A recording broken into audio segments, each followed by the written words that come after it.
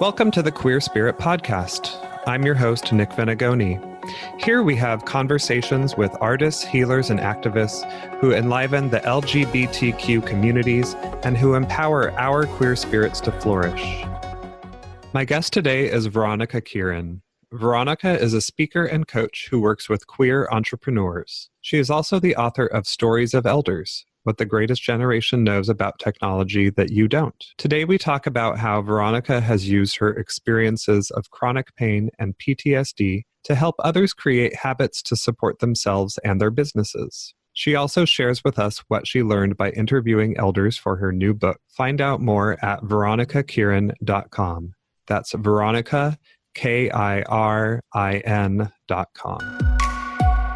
Welcome, Veronica. Thank you for being here today. Hi, Nick. Thank you for having me. Yeah. So I wanted to jump right in and ask you a little bit about what I've noticed on, you've been posting Instagram lately about your morning routines for self-care and productivity. And I wonder if you could share with us what some of your favorite practices are for that. Oh, sure. Yeah. So this Instagram live series that I've been doing kind of just sort of happened, to be honest. And I've been noticing a lot of really good feedback that other entrepreneurs are walking away from it with better ideas or doing some research for themselves. And I'm actually pleasantly surprised. You know, sometimes you stumble into something and you realize you're making more of an impact than you thought you were. I am a little bit protective of my morning routine, and sometimes is not everything that I want it to be. And sometimes it is more than everything I want it to be. And so I think my number one practice for my morning routine is to just practice self-forgiveness and compassion for the mornings that I wake up and I don't get out of bed right away, or I don't have time to get everything done, or I just don't have the brain power to get everything done. And to say that's okay, because every day is different and unique, and my body is a living, breathing thing that goes through its own stuff, regardless of what my mind is trying to tell it. And so that's the main thing. I like to practice affirmations. I try to do yoga to kind of wake up my body. I don't always get there. I have a couple of books that I have set aside that I'll just read a little bit from in order to kind of prime my mind for the day. Definitely above all right now, I've been bullet journaling. So I do look at my bullet journal in the morning, and that allows me to really choose what is important for me to accomplish during the day. I have my tasks laid out, but what are the ones that I have to really get done? What are the meetings that are coming up? And then from there I shower, which is not always a given for everyone. Some people are night showerers, which is awesome. It's a great way to relax. And then I do kind of put my foot down as far as having a really good breakfast. I do a veggie hash every morning. It takes 45 minutes to make, but if I eat that, it really sets my day. Yeah, so it sounds like you're really practicing self-care and all the different manifestations of it on a physical level, mental level, spiritual level, as well as just being forgiving of your imperfections and accepting that, and whether or not you have a perfect morning routine or not, just using that as practice to go forward. Yeah. And the self-compassion aspect took longer than the rest to evolve, actually. It's easy to say, I want to get this done. I want to get that done. I want to make sure that I nail this or nail that while I'm, having the best morning ever, of course, right? What? It doesn't always happen. And we know it won't always happen. So self-compassion finally evolved into the process. And I think that's a really great way to start off the morning, is saying, the whole day may not be exactly what I want it to be. But if I start my morning with that self-compassion, then by the end of the day, I can have compassion for myself for the other things that maybe didn't quite get there. Yeah, I think that's actually something that I'm a big self-compassion fan as well. And it's something that I work with my clients a lot about, that a lot of people, whether or not they're entrepreneurs or in other aspects of their life, they have a really harsh inner critic. And so I think the self-compassion can be a really good practice to combat that and find a balance with motivation without being harsh. Mm-hmm. Yeah, I have a champion inner critic. So I had to learn, slow but sure, I had to learn to say, no, you're wrong. That name calling isn't the truth. That inner name calling, that's not the truth. Yeah. Mm-hmm. Yeah, we have to put that inner critic in its place sometimes. Yeah, I call it the inner bully, and bullies have to be stood up to. Yeah, definitely. So I wonder if you could talk a little bit more about your coaching practice now. And you say that you use your experience of PTSD and chronic pain to coach women entrepreneurs to develop a holistic work habits and to feed their soul. And I wonder if you can share with us a little bit about what you've learned from your own experiences and how you bring that wisdom to the women that you work with.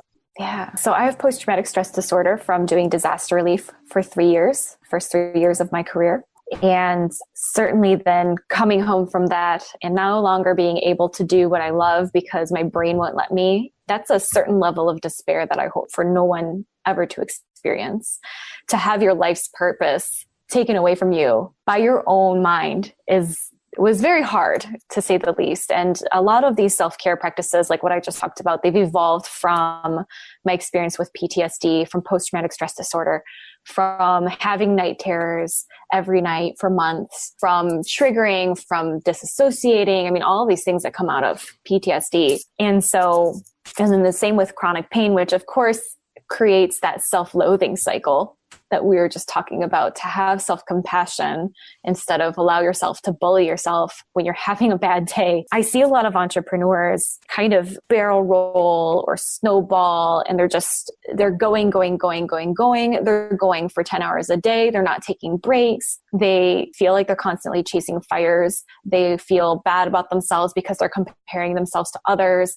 There's always something more. And so the things that I've experienced, like I can't work 10-hour days. My brain will not let me. Well, my brain will let me, but then it's going to be a really bad time, essentially. Yeah. Right? So I can't do that. And what I have found is that when I'm working with other entrepreneurs who are predominantly women, and I do focus on the LGBTQ community, that I can sometimes get ahead of them and cut them off before they start that frenzy or that cycle, or help stop it if they are in that. So sometimes when I start working with an entrepreneur, the first couple sessions are about stopping that cycle, putting out the fires and cooling the jets. In order to live with PTSD, I mean, you just get yourself to a place where you have a really good foundation under you of self-care, like we were talking about. And that should be the case for everybody. But I help them lay that foundation for them because, being an entrepreneur sometimes is a little bit of a crazy life. I mean, if you have a digital company too, you could be anywhere in the world. And so like one day you could be in Prague and the next day you're in Budapest, right? And so your environment has totally switched. So where's the foundation, right? So I do find that working on that foundation while working on the higher level stuff, the kind of like the logical, creative stuff, things work out better that way. Yeah, so it sounds like you're really the foundation layer of compassion and self-care for all these entrepreneurs and other women that you work with. I try. Nothing good comes out of self-loathing, essentially. And so I have one client who has chronic anxiety, clinical anxiety. And so certainly the first few minutes of each session, I use the analogy, I feel a little bit like I'm in Mary Poppins, where my client is floating up on the ceiling with all of the anxiety, right? And I have to grab their feet and kind of pull them down. Kind of anchor them back down. Let's stop those wheels from spinning. Let's slow down so that we can focus. And it's not just about like getting them to focus while I'm in the room, but okay, something has built up over the past week because I coach weekly. And so let's address it and slow back down and pull back so that the things that are really important in that business can be focused on. Yeah. And how do you find that the experiences of healing from trauma lead to resilience, specifically for queer women and entrepreneurs? It didn't kill me.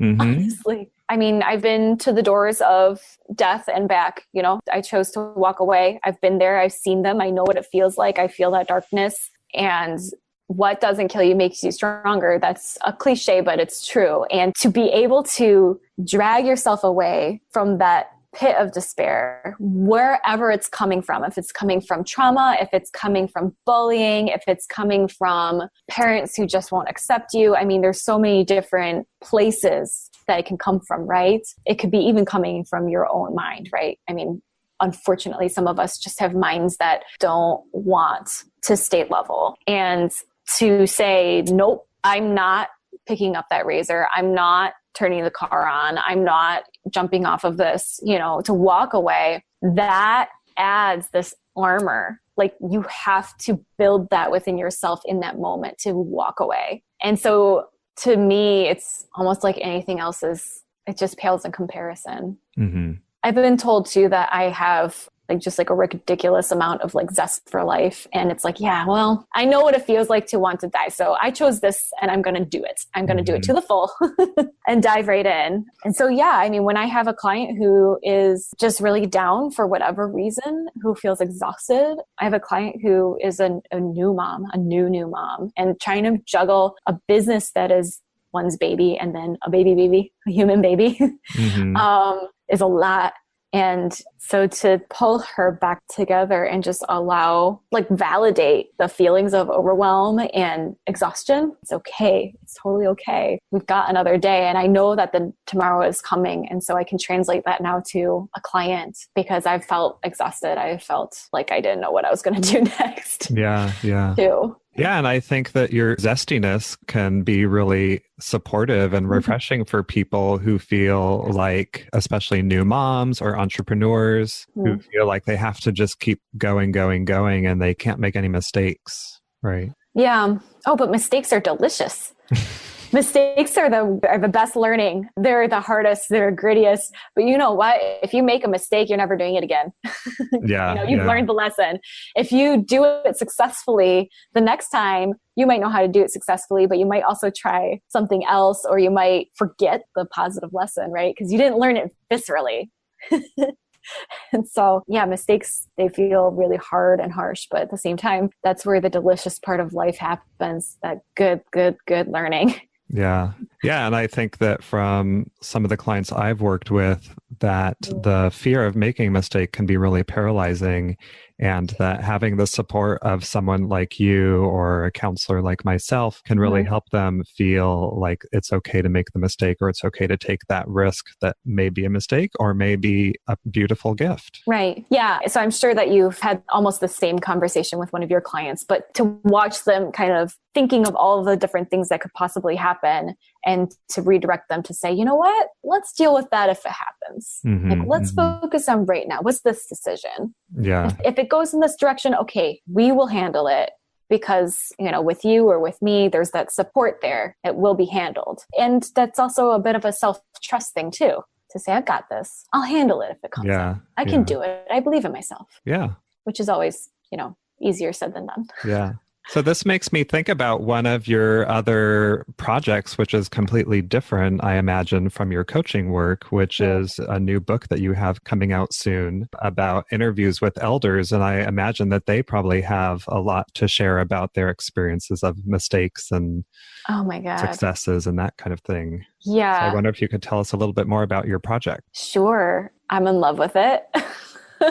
I've been developing this book for 3 years. I have a 87,000 word manuscript that I am just finishing. The manuscript has been done for a while, but we just did a couple rounds of beta readers with the publisher, and I'm doing my final kind of integration of those suggestions, and then the publisher will have it to edit. And then we're doing cover design and audiobook, and it's just, so I saw technology really affecting us. I mean, here we are talking over the internet. You're 1,000, 2,000 miles away from me, and this can happen. It's constantly around us. It's pinging, it's beeping, and we have these news articles coming out saying it's affecting us this way and it's affecting us that way, and this is what we think it might do to our children, but we don't know for sure.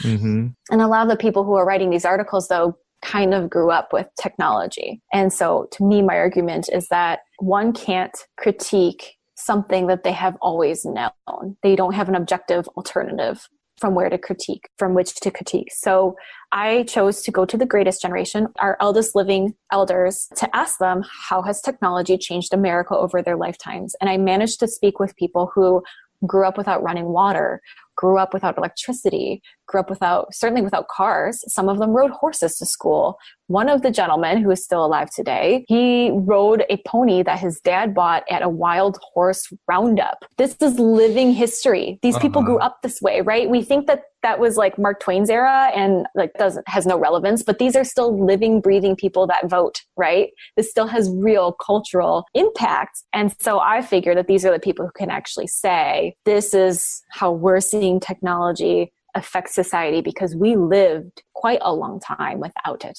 The book is called Stories of Elders, but the greatest generation knows about technology that you don't. So what are some of the things they shared with you about technology that we don't know, or that the ways that maybe it affected them as it's sort of blossomed right in front of them? It was really fun talking to women who, one in particular actually had her children just at the perfect intervals as technology was happening and coming into the home. So home amenities like the dishwasher, like the microwave, like the washing machine. As these things happened, she had 3 children and they were only 2 years apart, but that was enough. So like totally radically changing what it meant to be a woman, because all of a sudden now she has the ability and time to just has extra time. If she wants a career, she can have it. If she wants to spend more time with her kids, she can do it. I mean, it's the magic of choice. It's not necessarily we're putting women in the workplace. It's now women can choose what they want, right? I interviewed a gentleman who, for any war geeks that are listening to this, they might know his name. His name is Edwin Gold. And he invented the first spy satellite for the United States government during the Cold War. Wow. And so to listen to him, so excited. He's so excited and geeky and nerdy about the stuff that he's invented. How do you, bear in mind, Cold War, there was no digital photography. So you have to send a satellite up into space and then get the film back down to develop it. Like that's a huge problem to solve, and he solved it, right? And so I'm hearing some of our elders just have this marvel in technology that I don't see. And it makes me sad that I don't see in our younger generations. They come up taking it for granted. And yet it's magnificent. I mean, I don't know about you, but I'll go to the airfield and sit and watch airplanes take off and land. These things are flying. And it's not been that long. I mean, our grandparents came up never imagining such things.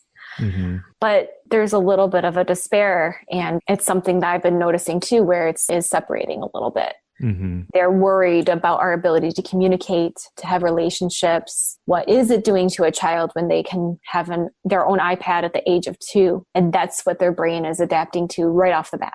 No kinetic connection to the world. Yeah. So definitely there's that concern, which I think we've all heard some of, but we sometimes write off because it's coming from a grandparent, but is real and is something that as a part of this book, I've been studying more and more. What's happening to our brains, and is anxiety and depression on the rise because of technology? Is it a correlative or a consequence of technology? Yeah, I would definitely say that I see aspects of that in my work, because I mostly work with adults 25 to 45-ish. And I see a lot of people using technology as a way to avoid conflict or to turn to when they do feel anxious, which on one hand can be really helpful, but on another hand, it can be addictive. They lose track of that technology. It's designed to be addictive. Yeah. I interviewed a gentleman who is a family practice therapist, and he told me of a young man who was one of his patients who had chosen to break off his engagement using a text message.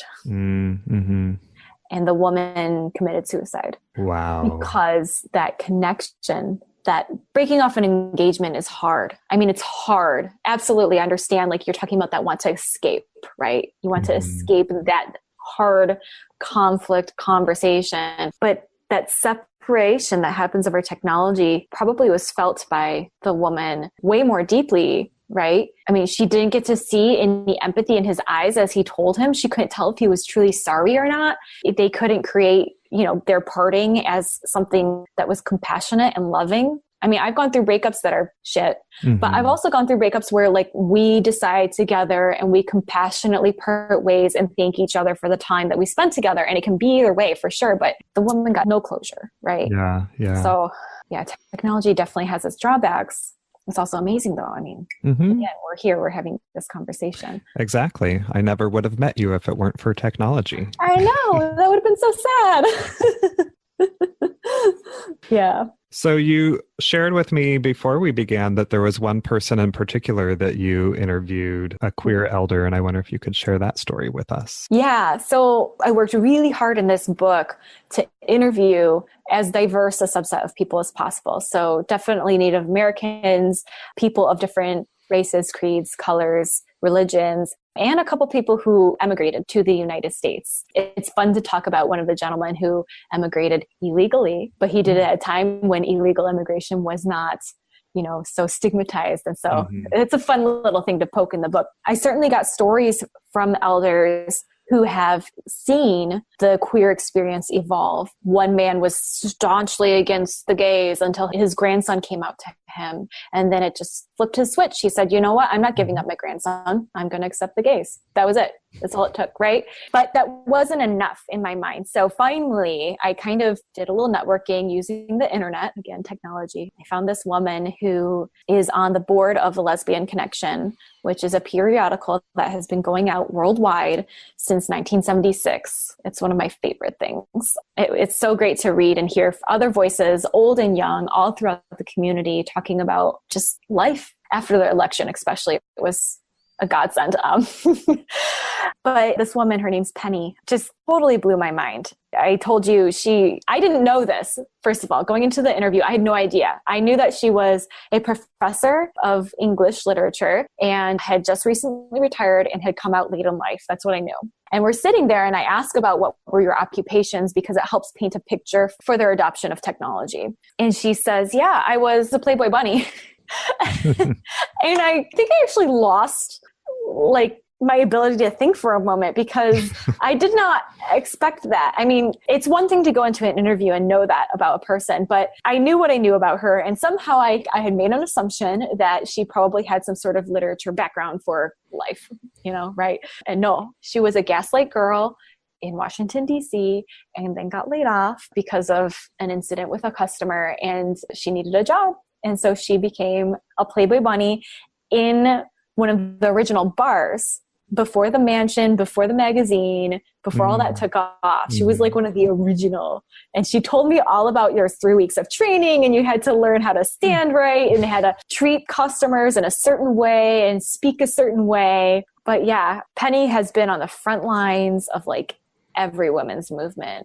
I don't remember what her position was at now for the National Organization for Women. I mean, every major march, she has a whole attic full of just all of the major posters from all of the major feminist marches. And then she told me that, so she came out when she was 53. She thought it was amusing that even though her kids were adults by then, her kids were upset that she was leaving home, as opposed to the parents being upset that the kids leave home.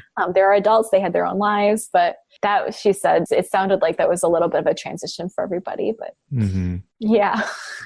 Well, one of the things I was thinking about as you shared that story was, how you felt so kind of shocked when you found out that she was a Playboy Bunny. That here you were interviewing this woman who is a queer woman, that you knew that first, and then you find out that she's a Playboy Bunny, and we probably don't think about Playboy Bunnies being anything more than heterosexual. Yet then you shared that she went through 3 weeks of training to behave and act in a certain way. And it's so interesting to think about the ways that, women, gay, straight, anything in between, there's this performative way that they're trained to behave around men. Right. And the way that the world sees that as well, that's how women are. Right. Yeah. But that's not how women are. That's how women are trained to be sometimes. Right. Right. Yeah. I mean, that's definitely why I was shocked. It's a very heteronormative career. And certainly she did it when she was younger, when she was not yet out. But it was also shocked because she is somebody who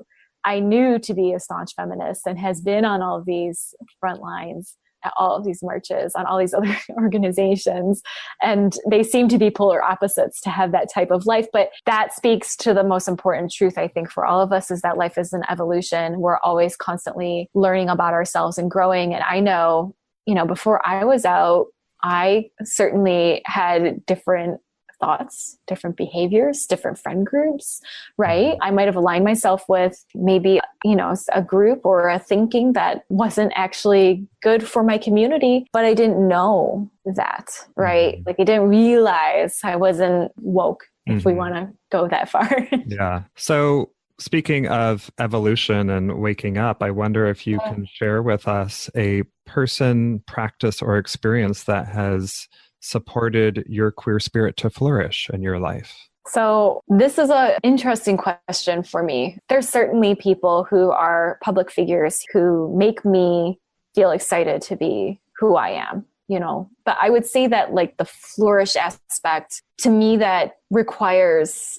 something a little bit closer to home. When I realized I was queer, I was sitting across from a friend who I'm still connected with today. I had only known this person for like a month though. It's funny, some people just make you feel safe.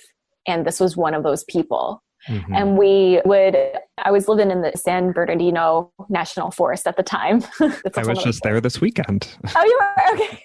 Yeah, I was just outside Big Bear. I was right at the top of the mountain, living in a tent. Side story, for some reason, my tent had some sort of chemical on it that sugar ants loved. So my tent was like screened from the sun by a layer of sugar ants. Anyway, it's just like totally random. So I was at this person's cabin and we were flipping through the book Post Secret. Mm-hmm. So for those who don't know, Post Secret is a book of like postcards essentially that people send in to this guy with secrets on them. And I think the one that triggered everything for me said something like, I was in love with my best friend and never told them, or something like that. Mm-hmm. Literally, that's all it took. It's strange. You go through your entire life. I was 23. How did I make it to 23? Actually didn't. Actually, there's a caveat about Catholic guilt when I was 12. But it's amazing that you can make it that long totally closeted. And that's all it took. I was in a safe place with a safe person, and I read this thing and was like, oh my God, that's true for me. That's it. This person that I had known for 12 years, I was in love with her. Oh shit. And I was able to say it and just let it tumble out in front of him. And he totally accepted it. And in fact was like, well, how does that make you feel? And just like allowed it to keep coming, you know, wanted to know more if I had it. And so I think that acceptance and safety within my very first experience of being out has made a foundation that I feel I'm able to stand on. Yeah. Well, I hope that the person, whoever wrote that secret on a postcard and sent it in, is listening and knows how much they've really helped people. Yeah, that would be amazing. Could you imagine like that whole story, like snowballing? They write into you and they're like, oh, I wrote that. Like, oh my gosh, I get to meet. That was so. We'd have to make a documentary, essentially. And it's really great that you had that friend who was there to receive your secret and to hold space for you to open up in that way. Yeah. So I wonder if you can just share with our listeners how they can find you and contact you and your work. Definitely. I am on all social media using the handle VM Kirin, and none of those are easy to spell. I'm sorry. V for Veronica, M for Marie, which is my middle name, and Kirin, like the beer. Mm-hmm. You can also find me on my website, veronicakirin.com. Okay. And you also wanted to share with us about a LGBTQ certification organization as well for entrepreneurs, I believe.